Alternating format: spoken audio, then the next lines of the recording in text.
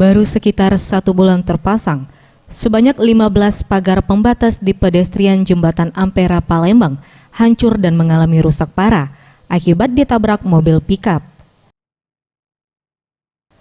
Dari rekaman kamera CCTV, terlihat mobil yang melaju kencang dari arah Jakabaring menuju Air Mancur tiba-tiba menaiki pedestrian Ampera dan menabrak tiang pembatas pedestrian Ampera yang mengakibatkan 15 tiang tercabut.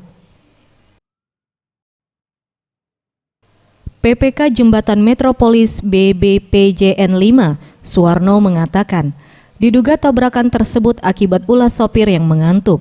Usai kejadian, mobil penabrak tiang pedestrian Ampera kabur. Meski demikian, dari rekaman kamera CCTV, identitas kendaraan dapat diketahui. Dua malam akibat oleh mobil pickup pengangkut sayur yang mungkin kondisinya supir ngantuk itu seperti itu.